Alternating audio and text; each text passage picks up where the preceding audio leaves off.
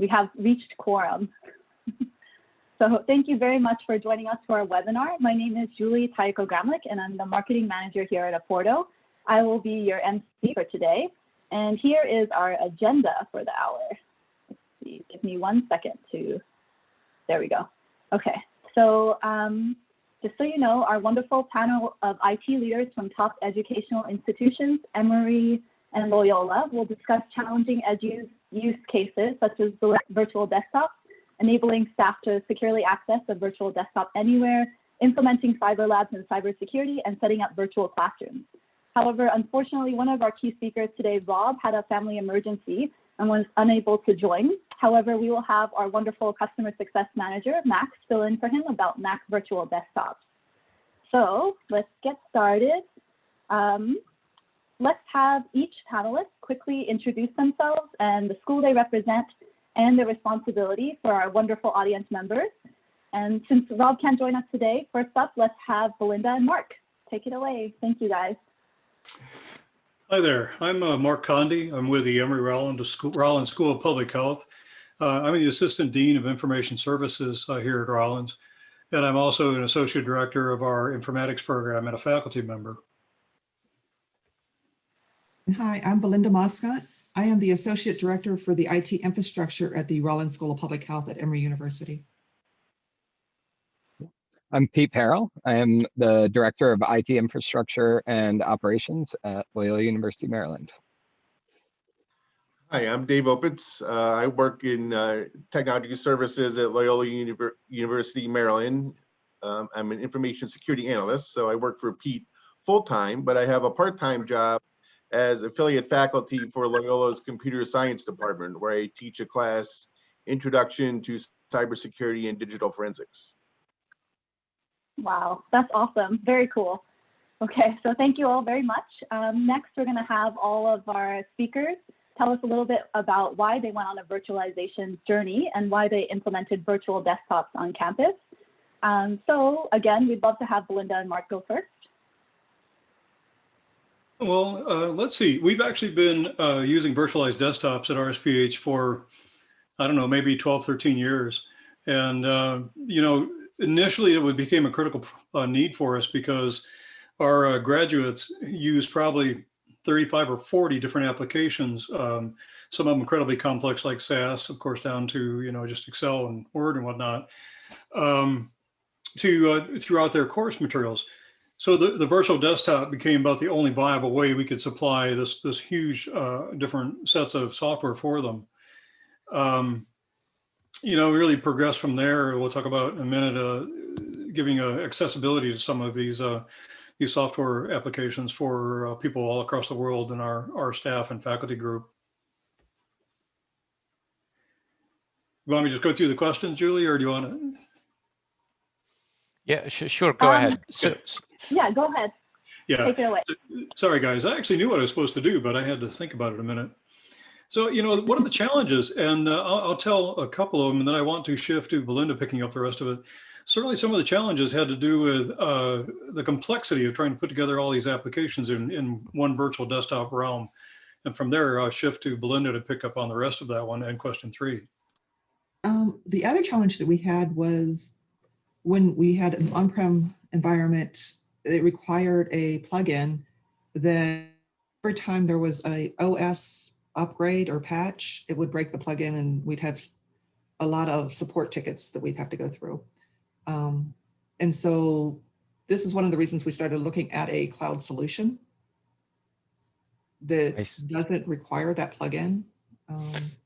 So, and I mean, other than the cloud solution, obviously it had to run in the browser, so you avoid the installation of the plugin. Is that part of your thinking, Belinda?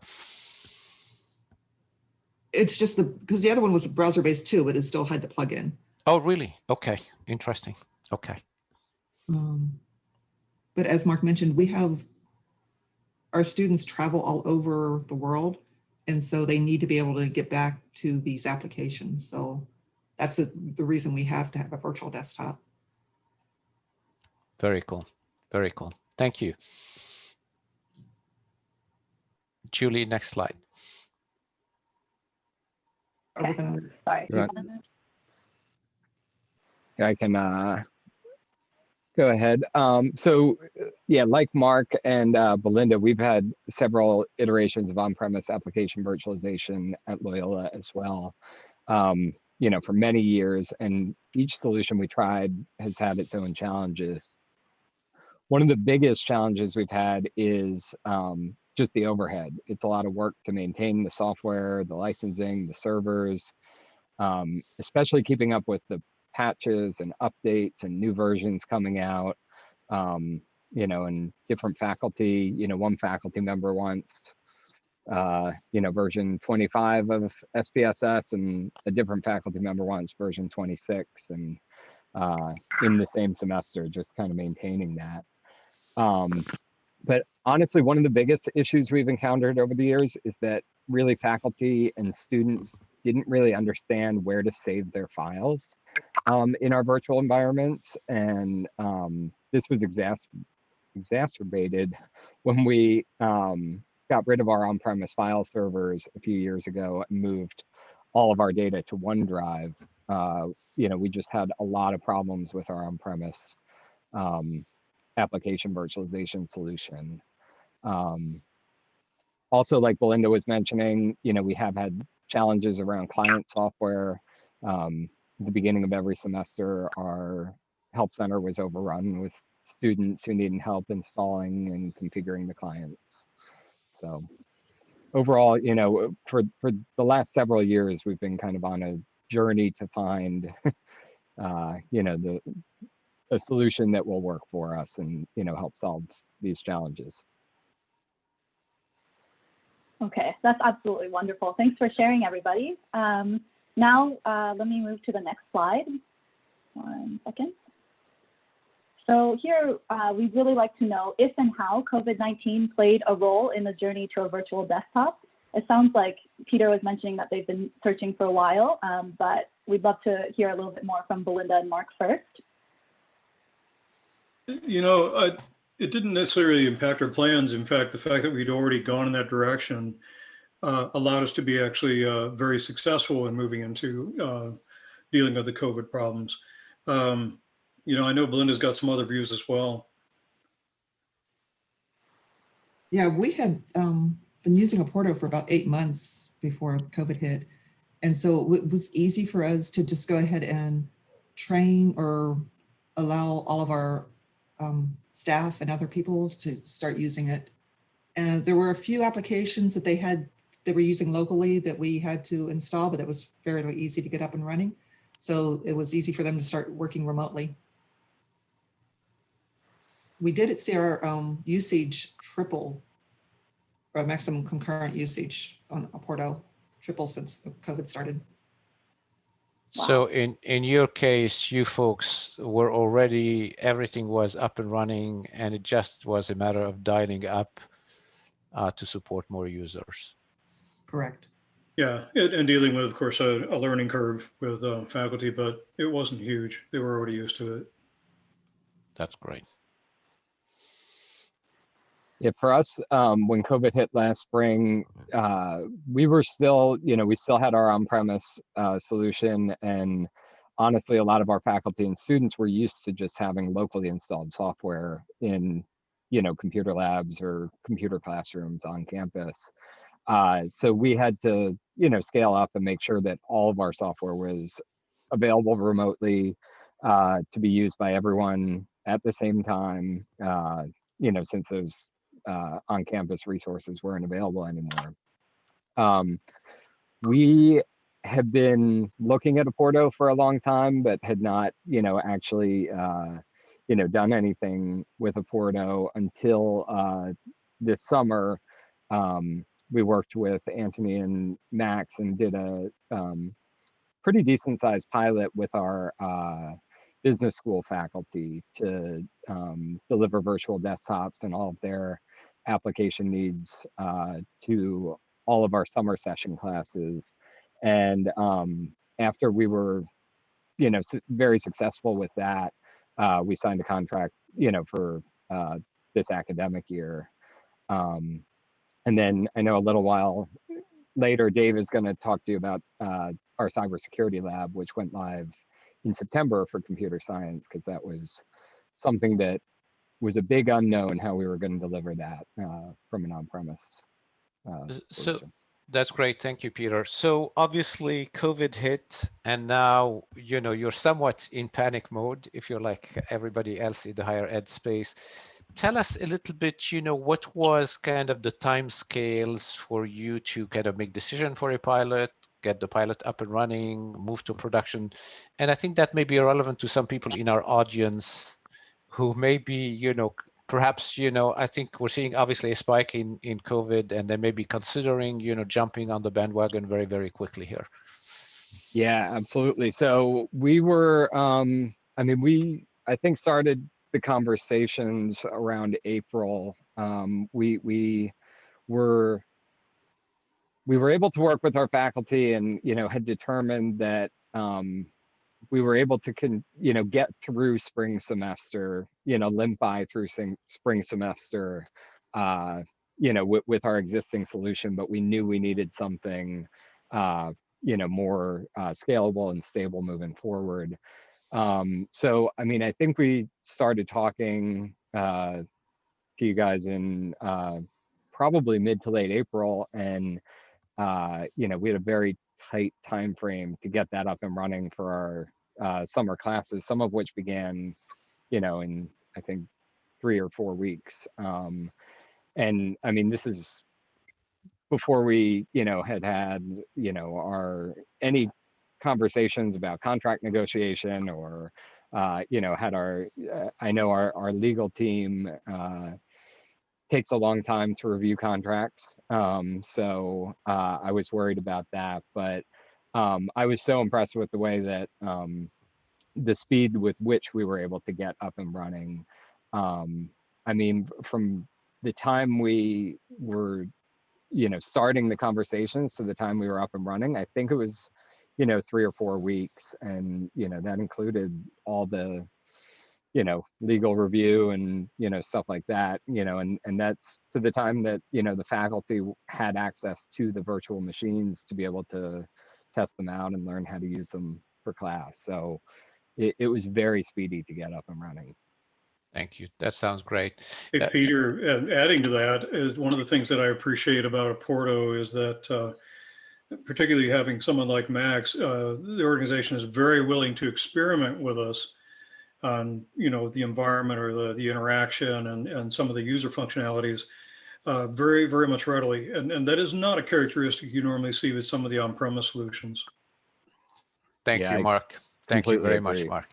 One question came up, Mark, that I think you would be tremendously well placed to answer. So for the audience who may or may not know this, the CDC is located within Emory University. I'm not sure what the relationship between the two is, but there's a very tight relationship there. So I can only imagine that the Emory School of Public Health is very concerned about HIPAA. So we have a question here from Jeff that says, have you been successful to craft a solution that is HIPAA compliant? And if so, how? Is this a fair question to you, Mark, or Belinda for that matter? Well, I'll start with a comment about CDC, and then the how is definitely Belinda. That's one of the things she does for our organization as our chief chief security officer. Our building is literally across the street from CDC, and we're very close partners with them all the time, not only on projects, but trading data, being in the field with them. So knowing that we knew how to build an environment to deal with highly sensitive data is critical, not only for our research, but also for projects we do with CDC. So yeah, Belinda really is our HIPAA expert. So I would have her talk to that and the how. And that is actually one of my answers in the staff. So if we wanted to jump to our staff thing. If you want to wait till we get to the staff, that'll be fine. Okay. Yeah, go ahead. Julie, if you want to keep moving, and we'll get to that question. Sure. Okay, thank you guys. Thank you very much. We're actually going to move on to our next topic for the day, which is Mac virtual desktops, and then we'll go to staff remote access. But as I mentioned at the very beginning, Rob was unfortunately unable to make it today due to a family emergency. So Max, our customer success manager at Apporto, will be describing Mac virtual desktops and sharing a little bit more about his experience. So take it away, Max. Hey, everybody. Yeah, so Mac virtual desktops are quite possible in our environment, and we have Oberlin, for example, who's using the environment for a couple of use cases. So we can support Xcode, and to offer the latest versions of Xcode, we can support Catalina. Currently, we haven't tested Big Sur because it's not widely accepted yet. So that's down the pipeline here. A lot of our customers who are using us for virtual environments on the Mac side are also using applications like After Effects and Premiere, along with Xcode. So the use case for the Mac virtual desktops is pretty broad for the most part. We have some that are using us to kind of replicate what they have in their Mac labs. So statistical applications like SPSS can run there as well. But the environment is really nice because it plugs into your existing app store. If you have a PC or Linux environment with us already as a customer, then the Mac virtual desktop shows up as an application in your app store. And you can conditionally control the access to that just like you can with any of the other apps and environments that we have. So managing Macs in the cloud is actually pretty simple. We allow a lot of freedom on that. So our base service is that we can take care of it for you, install the applications, configure it. But if you had the need to drop your Jamf client on that to manage it yourself, we could do that as well. It hasn't been a popular request, but we do have a couple customers that have tried that and are working with that now. Applications that are supported in the environment are pretty much anything that you have installed locally. So if you have GarageBand, if you have Logic, Ableton, or any of those other applications, or some of the ones that are bought through your VPP, we can transfer those VPP credits over to our environment and then get your licensed apps installed there as well. And so far, the responses have been pretty good. It's pretty unusual to virtualize a Mac in the cloud. So I believe we're one of the very, very few folks that are actually doing that. But the response has been great to that. We found that there's a need for it. A lot of universities have these Mac labs that are currently collecting dust, and they'd like to see some of those applications and environments back in the hands of their students and faculty. So we found a way to do that. There is one question here that popped up that I think could be of general interest. Is any of you folks using Apporto for, heavy graphical applications? And I'm not sure if, RSPH or Loyola is doing anything with graphical applications. We have been, probably the most intense graphical application that Belinda has been experimenting with you guys on has been Esri's GIS app. That is particularly intense from that standpoint, but that's probably the most, other than visualization of data through Tableau or maybe through SAS or R. Great. What about you, Peter? Yeah, we probably like Mark, the most we've done is Tableau and SAS. So more data intensive than graphic intensive, but we have, while we haven't signed on with the Mac virtual desktops thus far, we did do a pilot of it, and our communications faculty did like it. They were impressed with the way it ran the Adobe suite and things like that. Great, thank you. Okay, thank you all very much for the Mac virtual desktop section. So next we're going to move on to staff remote access. And we know already that Emory has been deploying virtual desktops for a while and moved from an on-prem environment to a cloud-based one. So we'd like to hear a little bit more about the drivers for this shift and any other relevant information.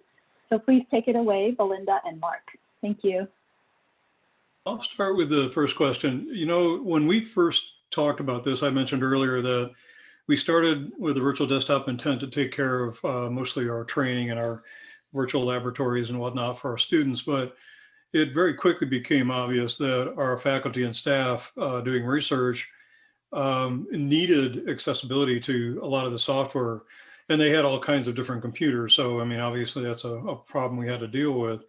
So really almost from the beginning, Belinda and her crew really designed the idea of using the cloud-based Apporto to meet the needs of everybody. And that's our students, our staff, and our faculty. And not only that, but with research and training and other things. It's not the perfect environment for everything with the complexity of analytics, but it definitely started to solve a problem. We have faculty all over the world. I mean, you might have somebody in Sudan or somebody in eastern part of Africa doing work, and they don't necessarily have a very useful computer, but they have a browser. And it would allow them to do some quick and dirty analytics. So there was a drive there from the beginning. I'll shift to Belinda to talk about question 2 and 3. Well, and along those lines, we are a graduate school. And so the majority of our students, like I mentioned before, are on research projects. And so it kind of all blends in. And so, like he said, we've started building our environment for everyone. As security, we started doing the security review first thing before we even brought Apporto up. We made sure a security review was done. Then we did two-factor authentication using Shibboleth. And we also have a VPN tunnel that gets back to our on-premise trusted storage. And so we have policies in place that they're supposed to keep their files on our trusted storage.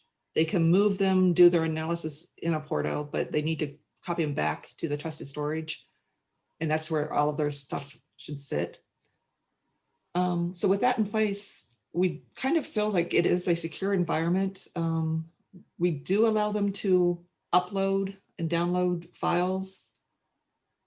But again, we have policies in place that we've had in place forever that you don't store research data or sensitive data locally.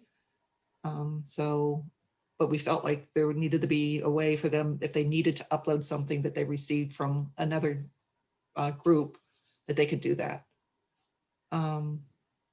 As far as we used to, or they can still do the VPN to get remote access to storage.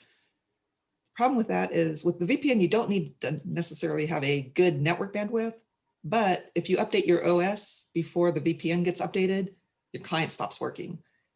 Or you have to, we also had a lot of support tickets where people just didn't know how to map to the network drives or were having issues. And so with the virtual desktop, we were able to make that easier for them. We customized our cloud mounter so that they can get to all of the different network drives that we offer. Virtual desktop also eliminates the need to install the software locally. And so it kind of cuts out some of that temp files being stored locally and that kind of stuff that happened whenever you run things on your local laptop. The only problem with the virtual desktop is you do have to have a decent bandwidth, network bandwidth, because otherwise you can run into some issues. But we've given instructions to our faculty, staff, and students on things that they can do to improve that. And that seems to have helped this last semester. Do you mind sharing with us share with the audience what those may be? A lot of it is things that they just tuning their stuff that they have at home, their environment that they have at home, making sure that you turn off the things that you don't need running, don't have something streaming in the background necessarily. Some of that stuff. Mark, do you have some other suggestions? Yeah, I mean, a lot of what we needed to teach our users about, because it's particularly when COVID hit, they never thought much of the fact that, what you're doing to your home network impacts everything that's going on. So those who are trying to take a test or deal with a SAS analysis or something, we taught them to no more Netflix streaming while you're taking class. That's your first one. And then really teaching them more about how to pay attention to what's going on with their wireless system without making them systems people, of course, but a lot of it was training. The other part was teaching them the simplicity of understanding what bandwidth do I have.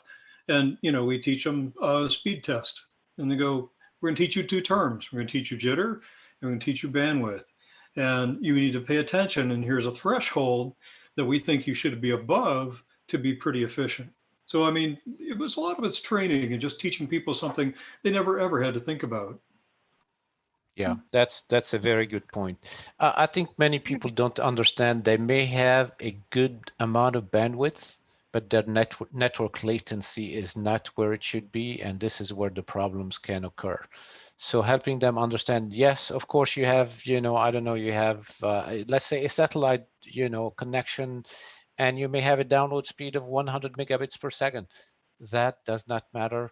If the packets have to travel all the way to the satellite and back down to Earth, that's going to be 100 milliseconds at the speed of light.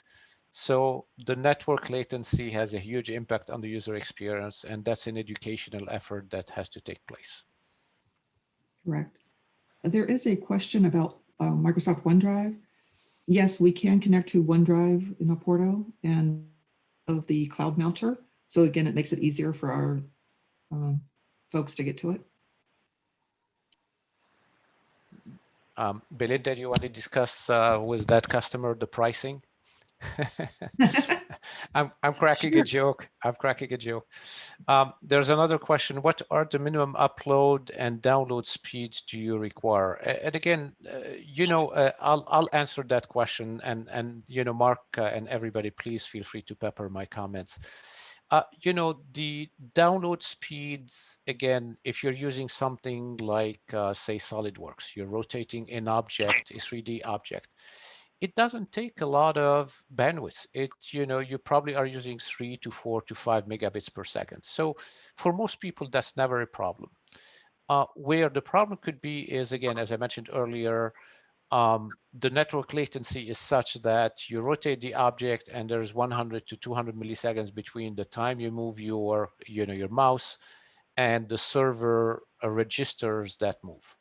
So it's very important to have a network latency that, depending on the application, if you're doing something like SolidWorks, probably you want to be less than 60, 70 milliseconds. If you're doing something like video editing, you want to be probably less than 30, 40 milliseconds. So it really depends on the application. Mark, Peter, anyone, if you want to add more color to this comment. Yeah, we try to get people to actually look for bandwidth around 5 and higher. Very often I'm working on Apporto myself up in the mountains in North Carolina, and my best is maybe 6 megabit per second, but you can be pretty successful if the jitter and latency is low with 3 or 4, as you said.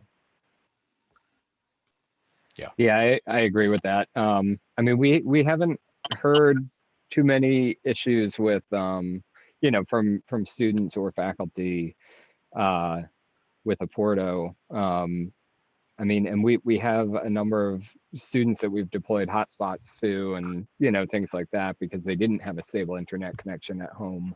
And yeah, I mean, maybe for live video with Zoom or something like that, people are complaining, but yeah, we haven't had any issues with Apporto from a latency or bandwidth perspective.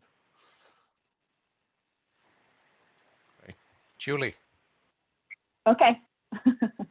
Thank you guys very much for talking about staff remote access. Now we're going to be talking about cybersecurity and cyber labs. And our first question is, have you ever delivered cyber labs? We already know that they have, but we'd love to hear more from David and Peter from Loyola.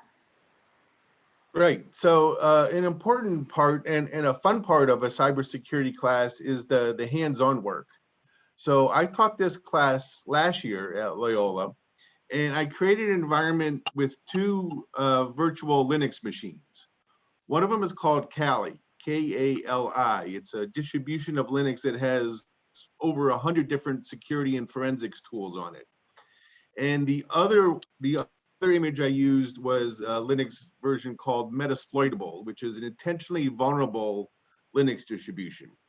And I put them on the same virtual network. Last year, we did this in a computer science lab.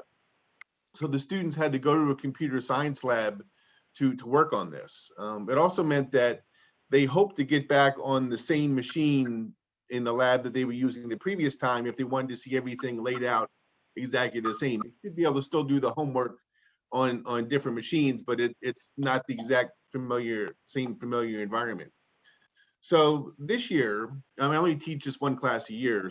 So we, like most people, we sent students home around March for the pandemic, and I wasn't teaching till the fall. So we had time to get this organized. So our options were, we could try to find a remote access solution for students to get into the computer science lab, or we can install software on the students' desktops. And both of those are very problematic. But in my primary role of working for Pete, I knew he was working with Apporto.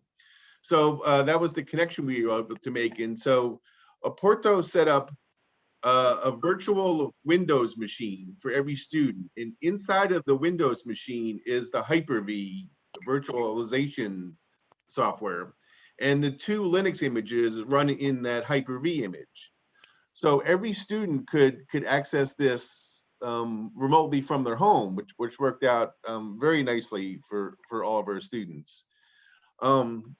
It also, last year, there were a couple desktops that we installed this on in the lab that had one or two pieces of software that were slightly different, and there were a couple configuration options, but this was imaged by Apporto, so every image was exactly the same.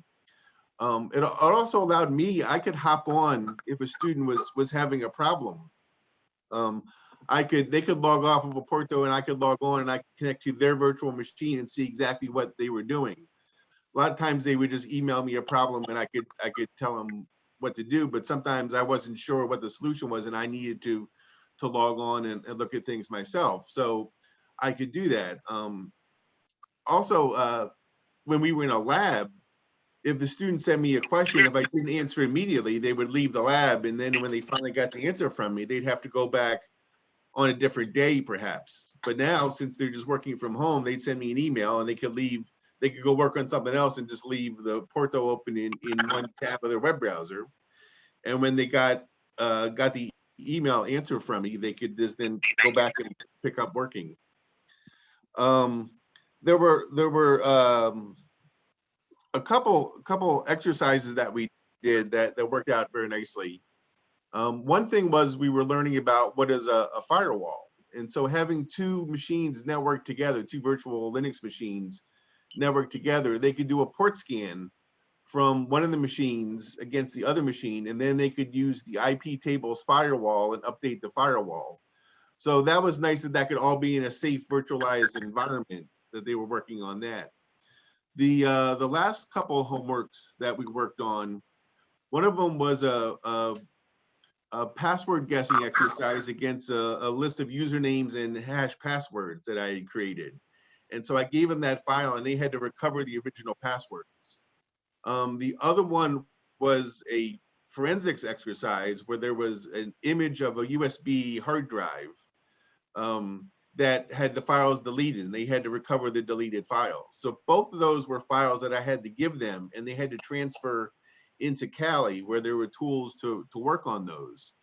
So Apporto had set up this OneDrive mapper software where it's right on the Windows desktop. They opened that and there's a link to our Office 365 OneDrive. The students would log in and there was a map drive there that students could copy those files from their OneDrive onto the Windows desktop. And then there was another mapped drive in the Windows desktop that duplicated everything over into the Kali Linux virtualized environment. So it was very easy for students for me to give them files that they could then transfer into the Linux environment where they could do their homeworks.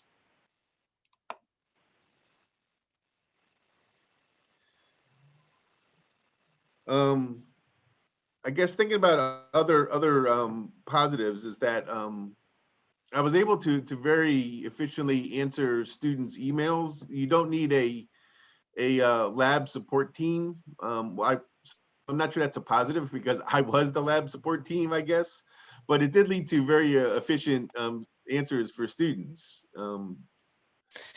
So essentially, you had to spend less time doing technical support and hopefully more time teaching. Is that a fair summary? Albeit it's biased, obviously, but is that a fair summary? So There was tech support that had to be done, but it wasn't with Apporto. It was more with the Linux that the students weren't entirely familiar with that environment.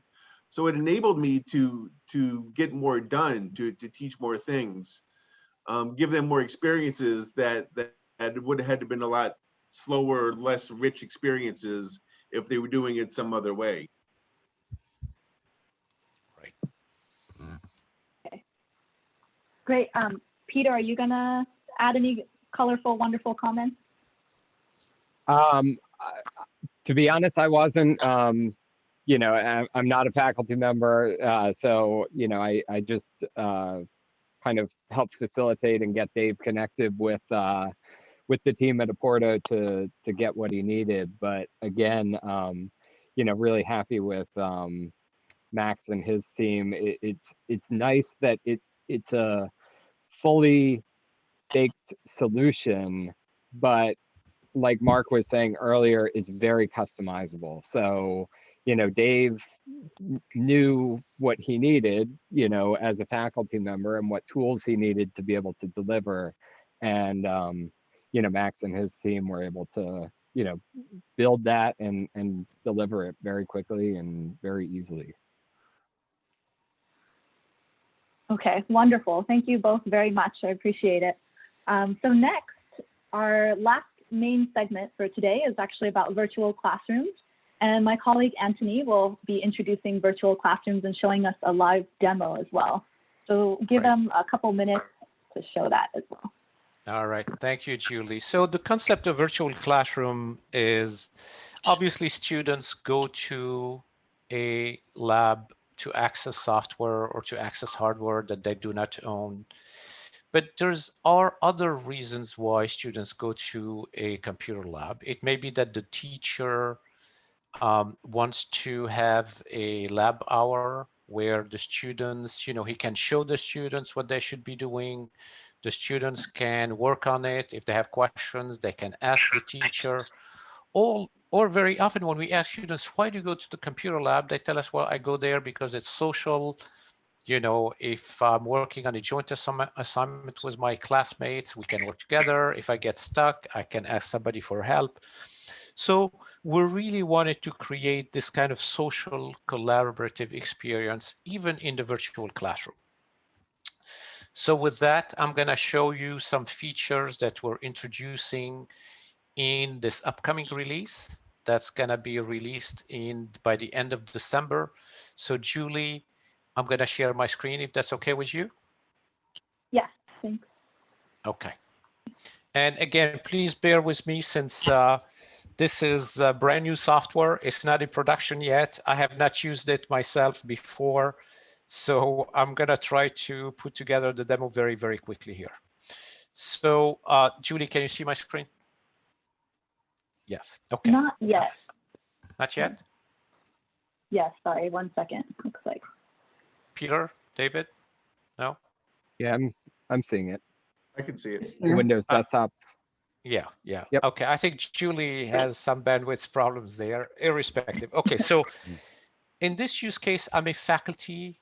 I'm looking at a virtual desktop, and I have access to two icons here. One icon enables me to project my virtual desktop to all my students.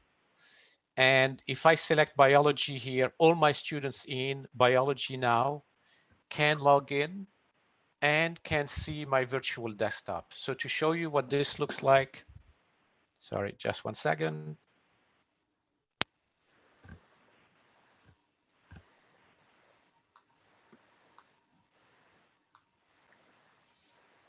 Okay.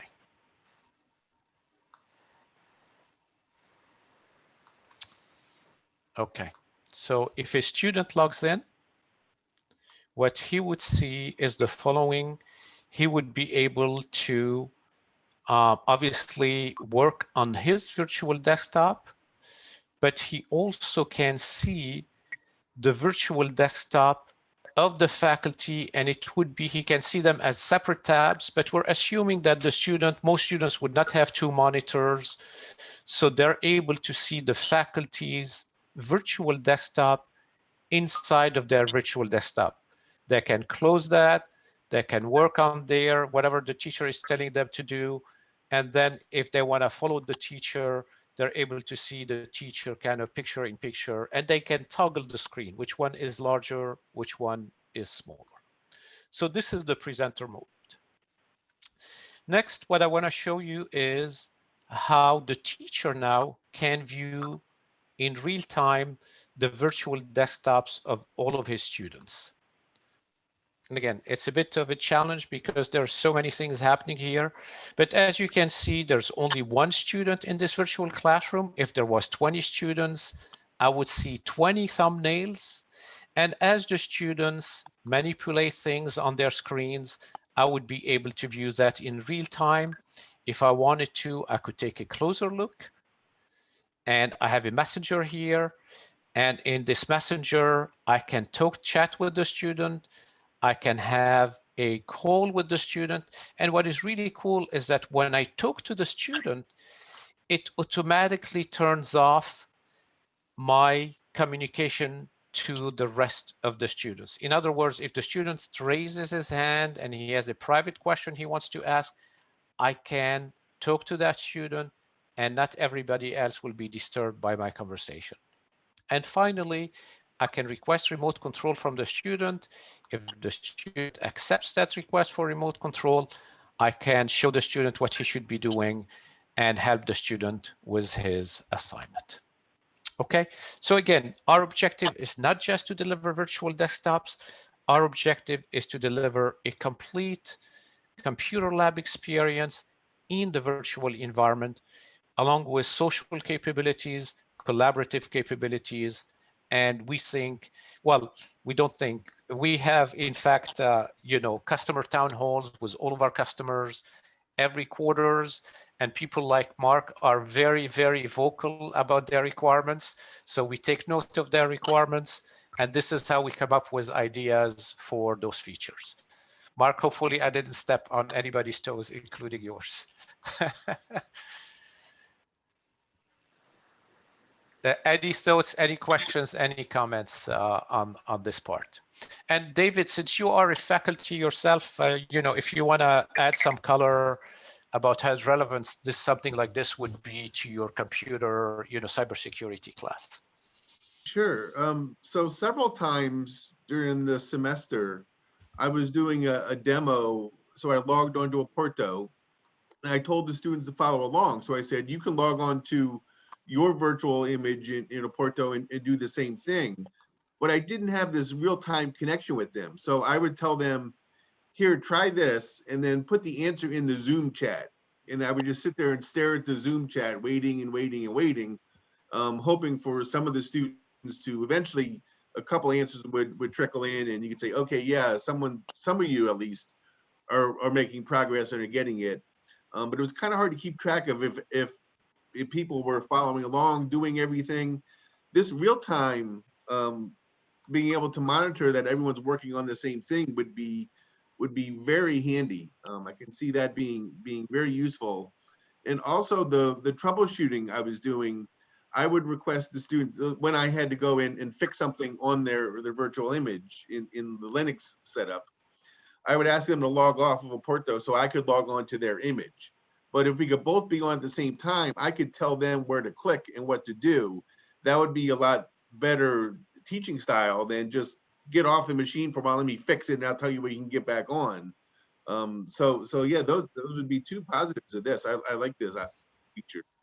Right, thank you. And the other angle, obviously, is we're all reading a lot about student engagement. Student engagement is obviously challenged in the best of times, when all they're doing every day is watching video and participating in remote Zoom sessions. That becomes quite a challenge. So really the idea here is to create a more engaging environment. Mark, I may have cut you off. It sounded like you wanted to say something. Go ahead. Well, no, we were asking about what COVID impacts we were dealing with. Obviously that literally killed 2 computer labs for us that we served up, I don't know, somewhere close to 200 different stations for, fairly complex computer labs. As this evolves, we're pretty excited about actually going to the next level of using this feature to reinstate our true interactive computer labs. you think about the fact that we're teaching interactive code. We're teaching complex things in SAS, and you're trying to help people understand a proc. This will make it a great deal easier in a virtual realm when I don't have the physical labs anymore. Great, and thank you. I also wanted to mention, kind of from the IT standpoint, I think this is going to be very helpful because a lot of times, faculty will be teaching something and, a student has a problem with it. And if they can't see what's happening with the student, they'll refer them to, the technology help desk. And, our technology help desk, it might be a question about, code in R or code in SAS or something, which our technology help center agents aren't going to be able to assist with. So the students feel like they're, being bounced around and, have trouble getting help. So I think if the faculty are really able to help in real time and see exactly what's happening with, with the student, even if they're across the country from each other, that's going to be huge. Great, thank you very much. And I want to add one final comment. Again, at our last customer advisory board, many of our customers expressed the fact that proctoring in a remote environment obviously is a challenge. It's a challenge in any environment. Some of the ideas we kicked around that we are in the process of researching is if you're able to see a virtual classroom in an environment like this, perhaps if the student tries to move their cursor outside of the virtual desktop, you can warn the student, you can flag it to the teacher. Perhaps they need to have their video cam on to have access to the virtual desktop. So we could have a proctoring environment it's all running in the browser.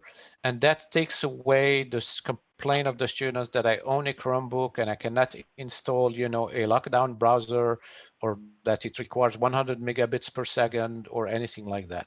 So again, we're working on technologies to essentially enable you to deliver a complete classroom experience, all in the browser, all in the cloud. Julie, take it away. Okay, thank you. Yeah, thank you so much, Anthony. That was fantastic. And thank you to all of our wonderful speakers and also attendees on this wonderful webinar. We are actually perfectly on time, and we're going to be moving into our Q&A portion. I know we've been answering questions throughout this webinar, so but feel free to ask any questions in the chat, and we will do our best to answer them one at a time. And also, just so you know, if there's any questions that we cannot answer in the next 10 minutes, feel free to email me at Julie@Apporto, and we will all respond as soon as we can. So thank you.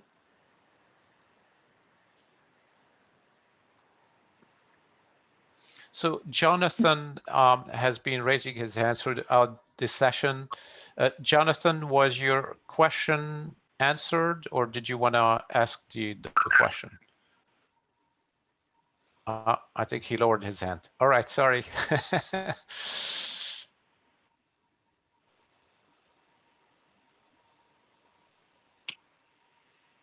Any other questions? I think somebody asked the question around upload and download speeds, and I know we've covered it a little bit earlier.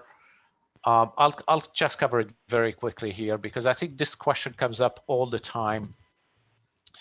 The upload speed is not very, very important because when you move your mouse or you click, the mouse, you're only sending essentially a couple of packets. And when you're sending a couple of packets, it's not very different from the ping speed, the network latency. And therefore, what's really, really important is not the upload bandwidth. What's really, really important is the network latency. That's going to make the difference between you moving your mouse and the diagram you're manipulating, reacting immediately, or if you're going to notice some latency, some lagginess in your user experience. So network latency is the most important part. The download bandwidth is important because obviously if you're manipulating a 3D object, there is a lot of data that needs to be transferred to your screen. The good news is that we compress this data.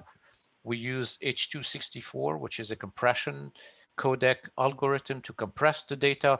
So we're not refreshing all of your screen, we're just refreshing the part of your screen that has changed. And we're looking into using technologies such as UDP to even compress that data even much, much further. So again, the download speed is important, but as we mentioned earlier, even if you are manipulating a 3D object like I was doing earlier, typically that's 2 to 5 megabits per second, that's rarely a problem. The more important consideration always is the network latency. This is where you may run into problems. This is what you want to keep an eye on when students complain that perhaps they're getting a laggy experience or it's not working as they would have hoped it would work for.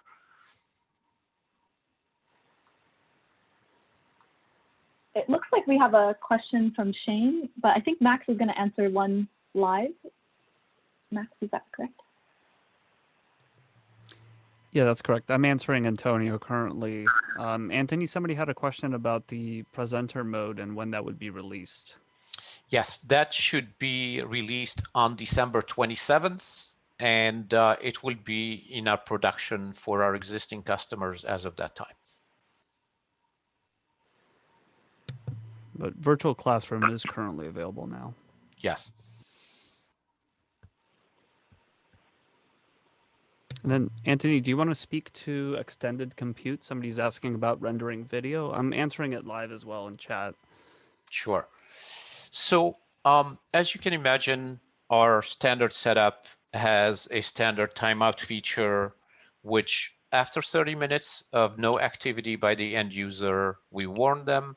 After another 15 minutes, we will we will disconnect their session. We will not terminate their session. We will disconnect their session. And after another 15 minutes, we will terminate their session.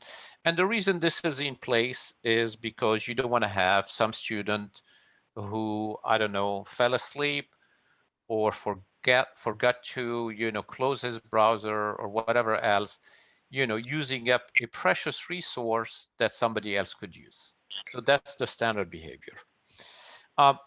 But we do come across customers who have a need for extended compute to the extent that they may have a simulation they want to run that may take, overnight or several days. And for those, we have a parallel offering, a separate offering that we call extended compute, where essentially there's no timeout. The session will terminate only when you terminate it. So if you wanted to, you could log in, you can run your simulation for 24 hours, see the results, and then shut down that session, and you will pay for your usage, unlike our regular offering, which is based on concurrent user pricing. There's actually another question for the panelists from AH. I'm not sure what's their full name, but how does your organization structure the use of Apporto by multiple schools and departments to minimize costs? And are there shared labs available on Apporto or school specific? I can start with that. I had started typing it in, but it's easier to kind of answer it live. So we're central IT for the entire university. So we coordinate the licensing for everyone, all the schools and departments. But because Apporto is 100% concurrent user based, the nice thing is if we have a student, who's taking a class in the business school that needs to use SAS, and then they're taking another class in computer science, and they needed a different piece of software for that, that user only counts once because it's a concurrent user. So we're not paying per class. We only have to count that student once. It's very flexible in that you can really build out the Apporto environment however you want.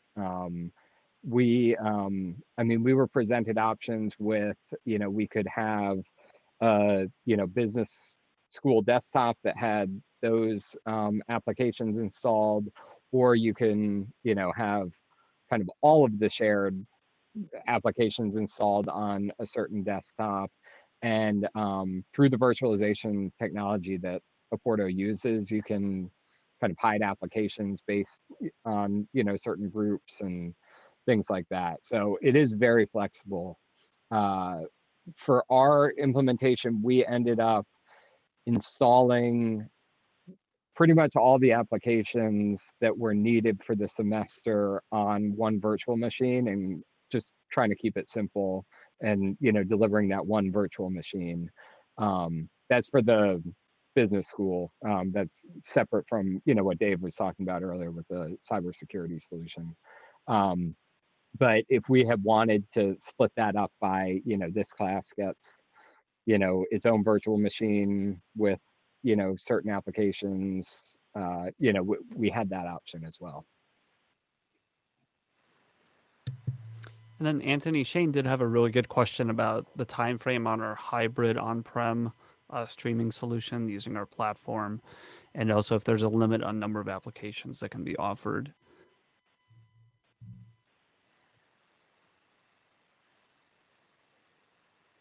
Anthony, I think you're muted. Yes. Thank you, Julie. Yes. So we really would like to kick off. The technology is ready, and we will be releasing it on December 27th. But we'd like to kick off a couple of pilot projects with a couple of customers for the hybrid technology. And if you're interested in that, we would put obviously some very interesting terms on the table. And I think you'll find it, very, very interesting. So, if this is of interest to you, please reach out to us. We'd love to get something going, in the January, February timeframe for our hybrid solution.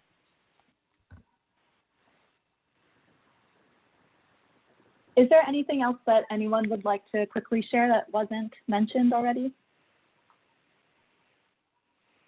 Because if not, we're running right on time. So thank you all so much for listening to our wonderful webinar today. And thank you so much for all of our speakers. We really do appreciate it. And this webinar will also be available on demand after the session. So feel free to watch it or share it with your colleagues and friends. And happy holidays. Thank you so much, everyone. Thank you very much. Great job, Julie. Great job, everybody. panelists. Thank you. Thank you.